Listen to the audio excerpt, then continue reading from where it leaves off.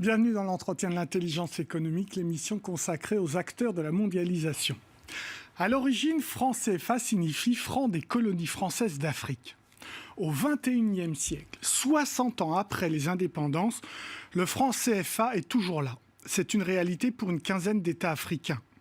Ses critiques les plus virulents le qualifient même d'outil néocolonialiste. C'est ce que pense aussi notre invité, Kako Nubuko, directeur de la francophonie économique et numérique à l'Organisation internationale de la francophonie, ancien ministre du Togo et co-auteur d'un livre récent dont le titre est sans ambiguïté, « Sortir l'Afrique de la servitude monétaire », publié récemment à La Dispute.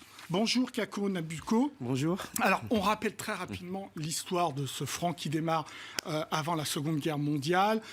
Puis, il y a certains pays qui se retirent de cette zone franc, à la fois en Asie et en Afrique. Pourquoi un certain nombre de pays africains restent dans cette zone franc après la guerre ? Oui, je crois que l'expérience de la Guinée-Conakry, qui est sortie à la fin des années 50 et qui n'a pas connu le succès escompté, a refroidi les ardeurs. Mais il y a eu, durant la période, des entrées et des sorties. Par exemple, le Togo de Sylvanus Olympio, au début des années 60, voulait créer sa propre monnaie. Mais à partir de 63 et donc de l'assassinat de Sylvanus Olympio, le Togo a signé les accords de l'Union monétaire ouest-africaine. Le Mali de Modibo Keïta, qui a signé les accords de l'Union monétaire ouest-africaine, est sorti dès 1962, juillet 62, mais est revenu plus tard, en 1984. Donc, il y a eu des entrées et des sorties. La Mauritanie est sortie en 73 et n'est plus jamais revenue. Mais globalement, ce qu'on observe, c'est que l'Afrique subsaharienne francophone est la seule région de l'espace franc à être restée. Alors, c'est un outil du néocolonialisme, d'après vous ? Pour moi, c'est un outil de la servitude volontaire. C'est le titre de... Oui, parce que, comme vous l'avez dit, le Cambodge, le Laos et le Vietnam sont sortis en 1955. L'Algérie, le Maroc et la Tunisie. Et ont gardé de très bonnes relations commerciales avec la France. D'ailleurs, à l'heure où je vous parle, les 3 premiers partenaires commerciaux de la France en Afrique sont le Nigeria, l'Angola et l'Afrique du Sud. Aucun de ces pays n'utilise le franc CFA. Donc, c'est vraiment de servitude volontaire dont on parle. Alors, c'est quoi la parité ? C'est une parité fixe par rapport à l'euro ?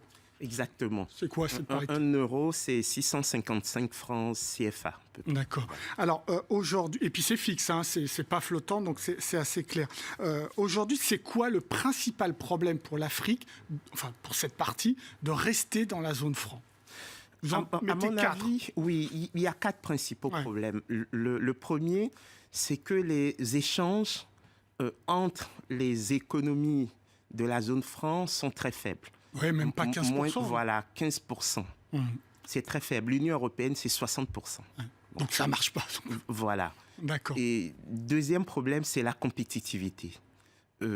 Pour des économies aussi faibles que les nôtres, avoir une monnaie arrimée à l'euro, qui est une des monnaies les plus fortes au monde, ça agit comme une taxe sur les exportations et une subvention sur les importations. Donc on ne peut pas s'en sortir quand on est économie faible avec un poids comme ça qu'est l'euro. C'est très simple. En dehors de la Côte d'Ivoire, qui a la manne du cacao, toutes les balances commerciales des économies de la zone franc sont déficitaires. Même quand on a la manne du coton, par exemple ? Non, ça ne suffit pas. Non. Ça veut dire qu'on ne mérite pas, entre guillemets, un tel taux de change à l'heure actuelle. Oui. Troisième problème, c'est le sous-financement des économies de la zone franc. Vous savez, vous avez un tel bouillonnement d'imagination, d'activité qui mériterait d'être financé, mais on a un rationnement du crédit. Donc c'est clair, les banques africaines en zone franc ne prêtent ni aux ménages ni aux entreprises. Elles prêtent très peu et quand elles prêtent, les taux d'intérêt sont très élevés, au-delà de 10% en général. En France, on emprunte à 1% à l'heure actuelle. Et puis dans la zone euro, les taux de prêt sont élevés. Bien sûr, bien sûr.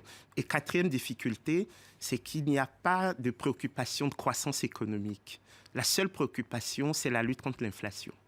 Et ce qui fait que notre zone est une zone de faible inflation. Vous voulez dire clairement que les économistes, les ministres de l'économie, les chefs d'État africains de la zone franc ne pensent pas à la croissance économique alors que le monde entier ne parle que de ça? Ah oui, on est resté vraiment dans le dogme des années 80.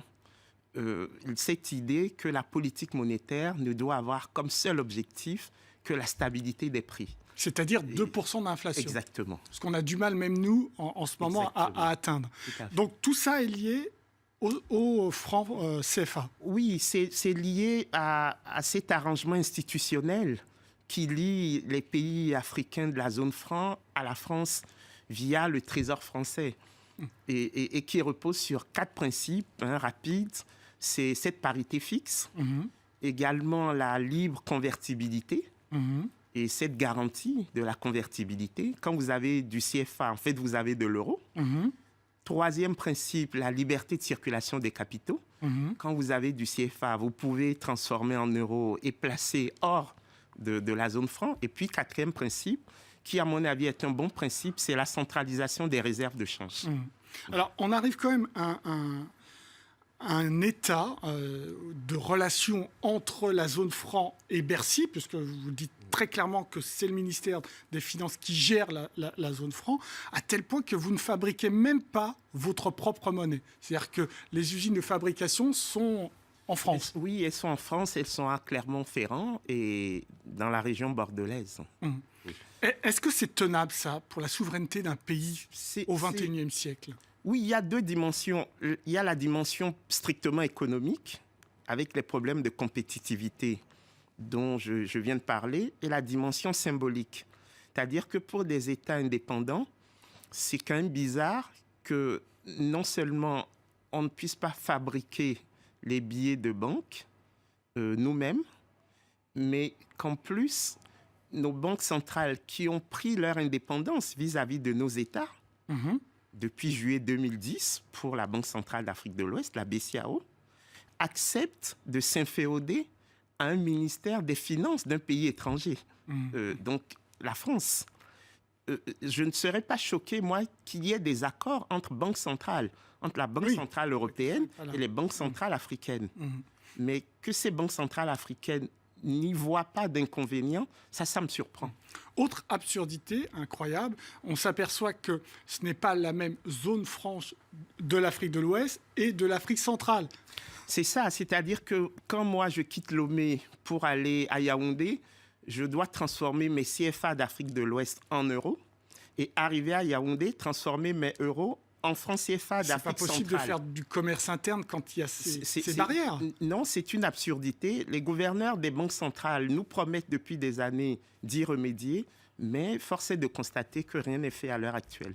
Kakono Budko, c'est quoi la solution?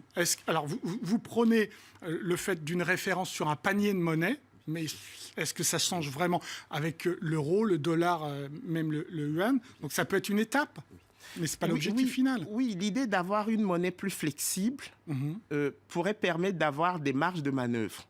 Parce que ce dont nous parlons, en fait, c'est comment disposer de marges de manœuvre pour les économies africaines, pour faire face à la démographie. Il faut quand même avoir en tête le fait que notre population double tous les 25 ans et qu'elle est très jeune. Et donc, elle a besoin d'activité, elle a besoin de crédit, elle a besoin d'emploi. Pour moi, c'est ça l'objectif. Et donc, l'idée ensuite, c'est de mettre en marche des politiques monétaires qui puissent permettre cette croissance.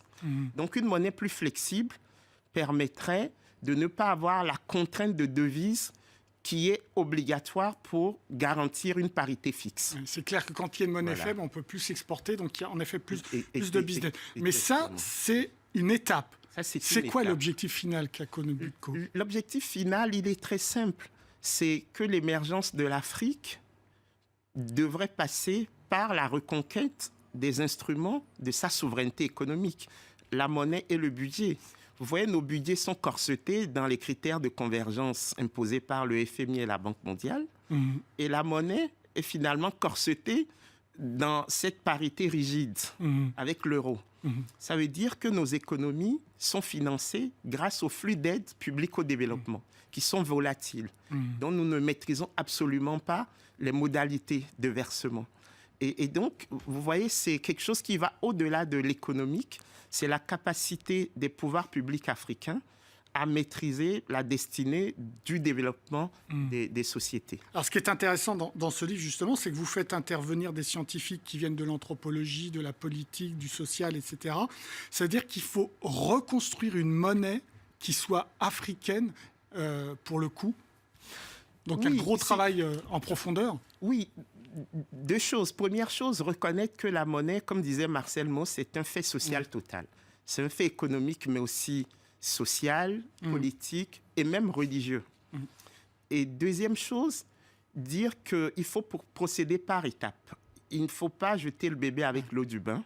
Nous avons une expérience d'intégration régionale qui a quelque chose de très positif, c'est-à-dire la solidarité. Il faut toujours l'affirmer. Et deuxième chose, mettre les politiques publiques en faveur de la création d'emplois. Dernière question, Kako, est-ce que c'est possible avec cette génération de chefs d'État africains ou est-ce qu'il faut attendre une autre génération de chefs d'État africains? Oui, la génération actuelle de chefs d'État africains doit simplement se souvenir qu'elle a obligation de ne pas trahir les rêves des pères de l'indépendance. Elle a succédé aux pères de l'indépendance et sa mission historique, c'est de mettre l'Afrique sur le sentier de l'émergence. Vous avez de l'espoir là-dessus ou vous n'y croyez pas? De toutes les façons, nous n'avons pas le choix. Si nous ne le faisons pas par principe, nous devrions le faire par intérêt, parce que la jeunesse africaine qui monte voudra nécessairement être aux commandes un jour.